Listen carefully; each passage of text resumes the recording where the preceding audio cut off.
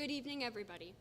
My name is Arianna, and today I will be speaking to you about the Christian obligation for animal testing. A righteous man cares for the needs of his animals, but even the kindest acts of the wicked is cruel. That is Proverbs 12:10.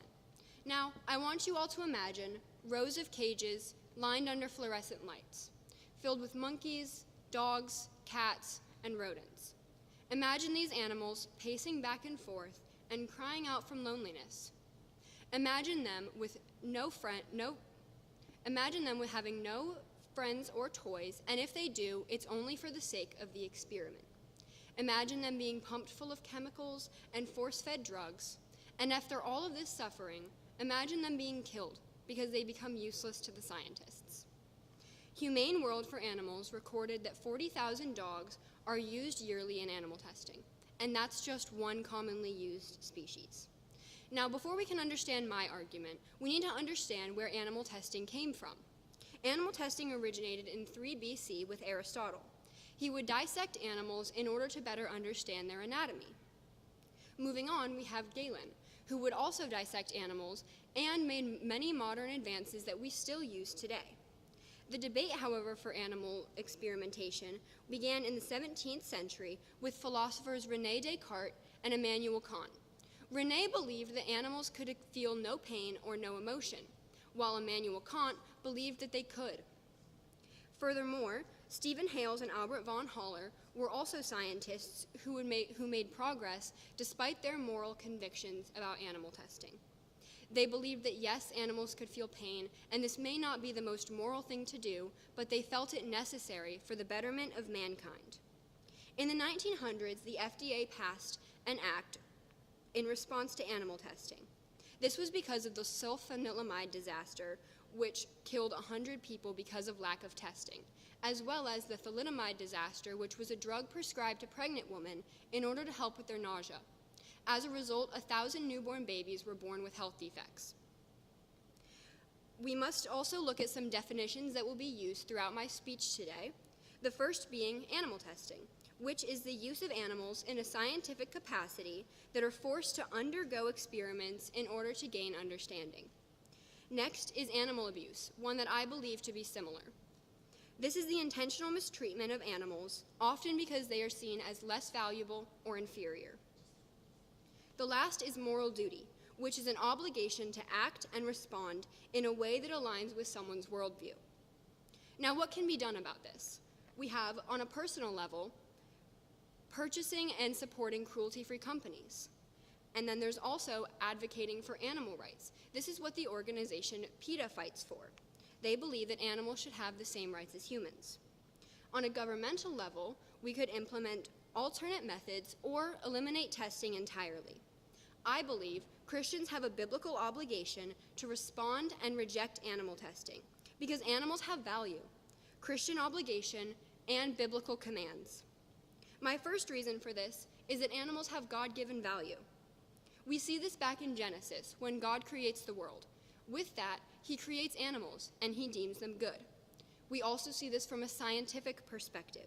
National Geographic has recorded that elephants experience feelings of grief, empathy, they have nightmares, and they can recognize themselves in a mirror. Similarly, dolphins and orcas have a series of whistles and calls that they use to recognize each other in their pods. They also have been recorded experiencing grief, having been perceived as carrying their dead young on their back with them. And, fun fact, rats enjoy being tickled. All of this shows that God did not create animals as mere machines for humans to use however they see fit. He created them intentionally, with worth. Each of their bodies mattered to them. Next, Christians have an obligation to respond to unjust practices.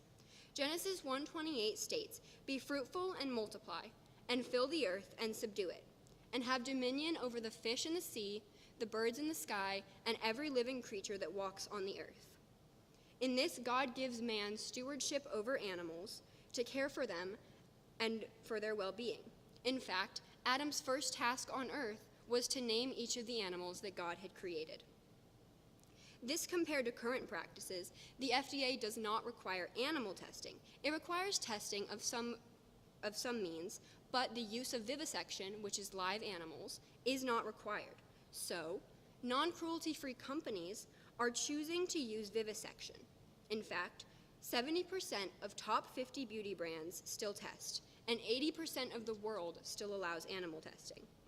Christians should not sit idle and overlook this. Two Christians who didn't were William Wilberforce and Arthur Broom. Together they formed the Society for Prevention of Cruelty to Animals, which was then recognized by Queen Victoria, a devout Christian and lover of animals.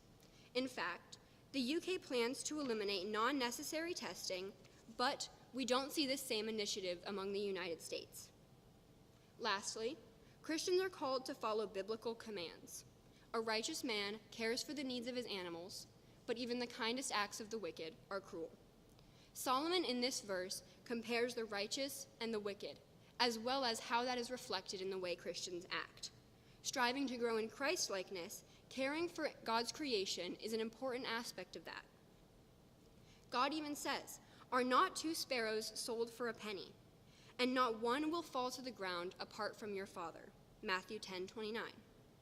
God's creation is a blessing that he gave to us to enjoy, not something that Christians should take advantage of. Now, what are some arguments people will make to oppose this?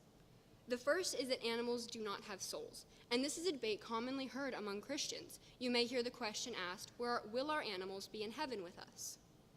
The Hebrew word for animal is nephesh, meaning soul or life. And we know that animals will be in heaven, as heaven will be a reflection of the perfect Garden of Eden.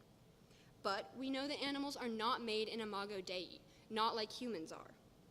So we can infer from this that while we may never know if animals will be in heaven, and we don't know for fact that they have a soul, we do know that they're still worth defending, remembering that back in Genesis, God called his creation good, and Christians have a duty to defend what is good. The second debate people might make is that animal testing is a necessity. And this isn't entirely true, as there are alternatives for live animal testing, as well as products that are not necessary for life, such as cosmetics and household cleaning products. There are thousands of cruelty-free companies, 2,300 being certified with Leaping Bunny, and 2,000 with PETA. The government UK states that there's plans to phase out eye and skin irritant testing for alternatives by 2027, which isn't too far in the future. And all non-necessary testing will be phased out by 2030. They'll either use in chemico, which is using DNA and proteins that are separated from the cell, or in silico, which uses computer hardware programs to simulate what the drugs might do. The United States claims to be implementing the 3 Rs, which are reduce, replace, and refine. However, we can see little active initiative, as only 12 states have animal testing banned in the United States. The third argument someone might make is that God gave us creation to use however man needs. And while we are permitted to use creation, we're not permitted to abuse it. The New Testament permits us to eat meat, for example, saying it is good to eat. Deuteronomy 25:4 says that when ox are used to tread out grain, they should not be muzzled. It also states that they should be given ample food, rest, and water. So, Christians can use animals for certain things, and animal testing is not one of them, because it unjustly harms the animals and is categorized as abuse. To conclude, Christians have an obligation to reject and respond to animal testing because animals have value, Christian obligation, and biblical commands. I encourage everyone to take this issue seriously. Do research and support cruelty-free companies. Because even if we make an effort, even if it seems small, maybe one day all animals can live in the beautiful creation that God has given and be handled by humans who truly care about their well-being. Thank you.